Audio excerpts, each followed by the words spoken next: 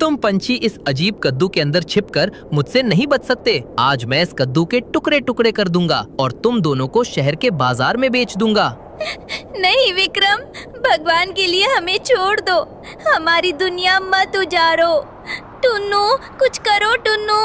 विक्रम, अगर तुमने कद्दू पर वार किया तो ये जादुई कद्दू तुम्हें कभी माफ नहीं करेगा। जादू वादू मेरी जेब में, ये चली मेरी कुल्हाड़ी और ये हुआ वार। आखिर इस जादुई कद्दू में ऐसा क्या रहस्य था? क्या शिकारी ने रानो और टुन्नू की जान ले ली? चलिए देखते हैं कहानी की शुरुआत से।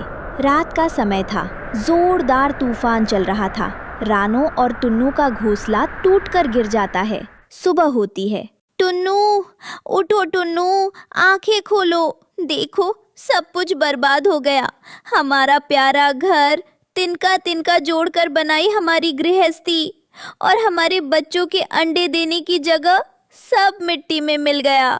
हे भगवान, ये कैसा भयानक तूफान था रानो। इसने तो हमसे हमारी छत ही छीन ली। अब हम इस घने और अनजाने जंगल में कहाँ रहेंगे? ठंड भी लगातार बढ़ रही है और हमारे पास छिपने की जगह भी नहीं है। काका, अरे रानो, टुन्नू, तुम दोनों सलामत तो हो ना?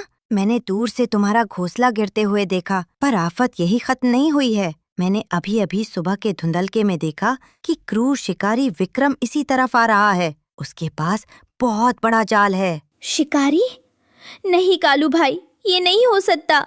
हमारे पास तो अब खुद को बचाने के लिए एक पत्ता भी नहीं है। खुला आसमान है, वो हमें बहुत आसानी से देख लेगा और जाल में पकड़ लेगा।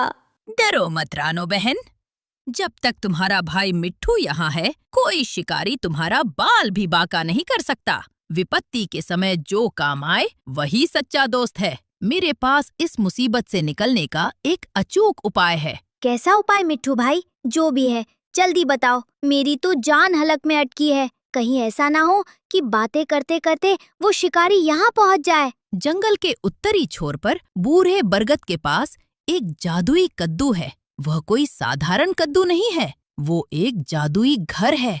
अगर हम वहाँ पहुँच गए तो कोई शिकारी हमें छू भी नहीं पाएगा। चारों पक्षी उड़ते हुए बूढ़े बरगद के पास पहुँचते हैं। वहाँ एक विशाल चमकता हुआ सुनहरा कद्दू जमीन पर उगा हुआ था।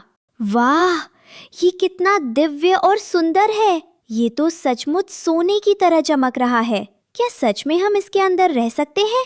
अरे भाई मिट्ठू, सुंदर तो बहुत है और बड़ा भी है, पर इसके अंदर जाएंगे कैसे? इसमें तो ना कोई खिड़की है और ना कोई दरवाजा।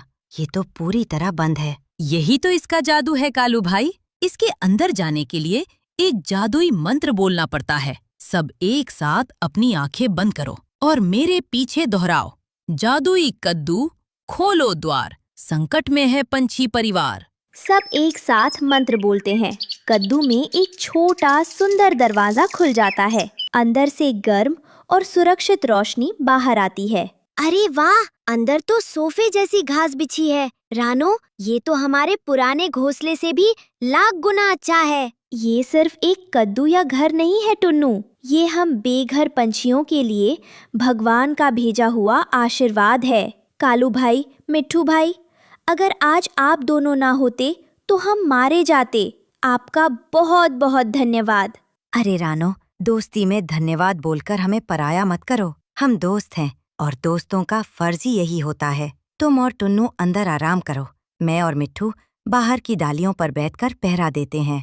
कुछ दिनों बाद रानो और टुन्नू कद्दू के घर में खुशी खुशी रह रहे थे।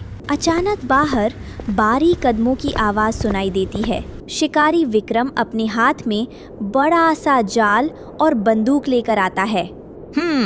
इस जंगल में बहुत सारे कीमती पक्षी हैं। आज तो मैं सबको पकड़कर शहर के बाजार में महंगे दामों में बेचूंगा। अरे ये क्या है, इतना बड़ा कद्दू? विक्रम शिकारी कद्दू के पास जाता है और उसे ठोकर मारता है। अंदर रानो और टुन्नू डर से कांपने लगते हैं। टुन्नू, वो शिकारी बाहर आ गया है। मुझे बहुत डर लग रहा है। अगर अंतस कद्दू को तोड़ दिया तो?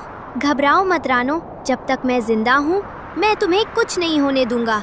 लेकिन ये कद्दू जादुई है, इसे तोड़ना आसान नहीं होगा। अरे इस कद्दू के अंदर से पक्षियों के चहकने की आवाज आ रही है, तो ये चिड़िया इसके अंदर छुपी है। रुको, अभी मैं इस कद्दू को कुल्हाड़ी से काटता हूँ। विक्रम शिकारी जैसे ही कुल्हाड़ी उठाता है, कालू कौवा और मिट्ठू तोता हवा में उड़ते हुए आते हैं और उस पर हमला कर देते हैं। का भागो यहाँ से दुष्ट शिकारी, हमारी सहेली के घर को हाथ मत लगाना। आक्रमण! दोस्तों पर हमला हम बर्दाश्त नहीं करेंगे। हट जाओ गंदे पंछियों, तुम मेरा कुछ नहीं बिगाड़ सकते। आज तो मैं इस कद्दू को लेकर ही जाऊंगा। विक्रम कुल्हाड़ी से कद्दू पर वार करता है, लेकिन जादुई कद्दू से एक तेज रोशनी निकलती है और कुल्हाड़ी के टुकड़े टुकड़े हो जाते हैं। ये क्या हुआ? मेरी इतनी मजबूत लोहे की कुल्हाड़ी के टुकड़े हो गए। ये कैसा कद्दू है? इसमें से कैसी रोशनी निकल रही है? क्या इसमें कोई भूत? विक्रम, तुम इंसानों के पास दिल नहीं होता क्या? हम पक्षी तुम्हारा क्या बिगाड़ते हैं? हम तो बस आजाद आसमान में उड़ना चाहते हैं, अपने बच्चों को पालना चाहते हैं। क्यों तुम हमारी खुशियाँ छीनते हो? हाँ शिकारी, अगर तुम्हें कोई छोटे से पिंजरे में बंद कर दे तो तुम्हें कैसा लगेगा? भगवान ने ये धरती जितनी तुम्हारे लिए बनाई है उतनी ही हमारे लिए भी बनाई है।